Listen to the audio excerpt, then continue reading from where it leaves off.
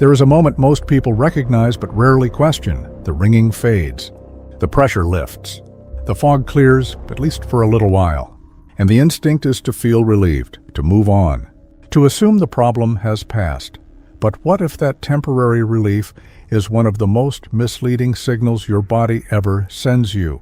What if the disappearance of symptoms is not the same as the resolution of the problem underneath? Today, we are going to look at something most people never stop to consider. The difference between masking what you feel and actually supporting the system that is struggling beneath the surface. Because when it comes to your ears, your brain and your nervous system, that distinction matters more than most people realize. Let's start with the warning signs that most people overlook precisely because they come and go. Occasional ringing that lasts a few minutes and then disappears. A subtle sense of fullness in the ear that clears up on its own. Moments where voices seem slightly muffled, even in a quiet room.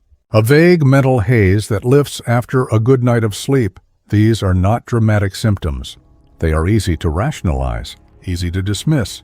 And that is exactly why they are dangerous. When something hurts consistently, we take it seriously. But when something comes and goes, when the relief arrives on its own, we tend to interpret that as a sign that everything is fine. What most people don't realize is that this pattern, symptom, temporary relief, symptom again, is often not a sign of healing.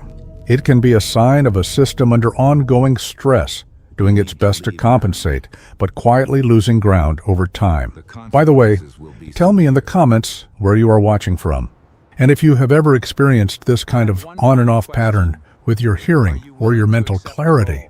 I would genuinely like to hear your story. Now, here is where it gets interesting. When we look at auditory wellness through the lens of how the ear actually connects to the brain and nervous system, the idea of temporary relief takes on a completely different meaning. The ear is not a passive receiver. It is a system deeply integrated with the auditory nerve, the brainstem, and regions of the brain responsible for processing, filtering, and interpreting sound. This system requires consistent conditions to function well: stable circulation, low oxidative stress, calm nervous system activity, and a reliable supply of nutritional support. When any of those conditions are compromised by chronic stress, noise exposure, poor circulation, or oxidative pressure, the system does not immediately fail. It compensates, it adapts, and in the short term, that adaptation can look exactly like recovery. The ringing fades not because the problem is gone, but because the system has found a temporary workaround. This is the hidden mechanism that most people never see. And it is the reason why temporary relief, if treated as a final destination, can lead to a pattern of slow, gradual decline that seems to come out of nowhere until one day it doesn't recover quite as fast as it used to. The surprising part is that the nervous system and the auditory pathway are actually quite resilient. They respond well to consistent support, but they respond poorly to being ignored between episodes. So what does long-term ear wellness support actually look like? It does not look like waiting for symptoms to appear and then reacting to them.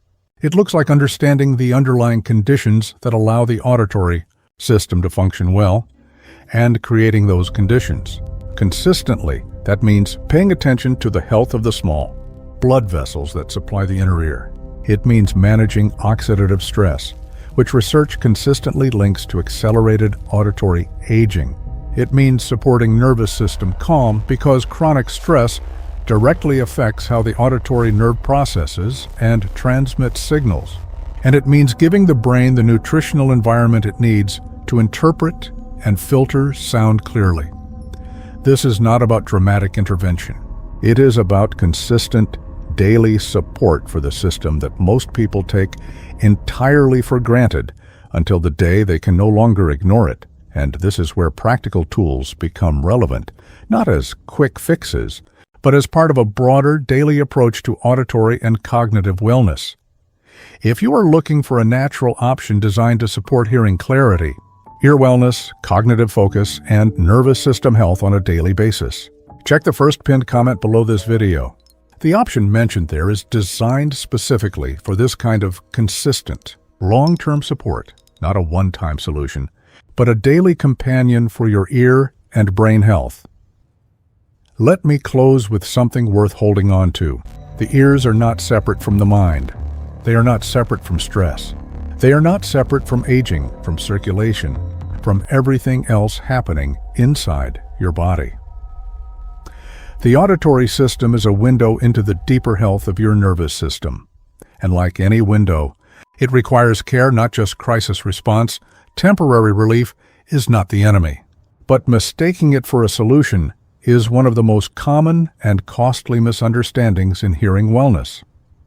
The people who maintain their auditory clarity the longest are not the ones who react the fastest. They are the ones who support consistently, before the bad days, during the good ones, and long after the symptoms have quietly faded.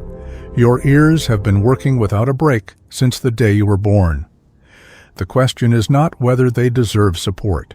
The question is whether you will give it to them before they start asking loudly.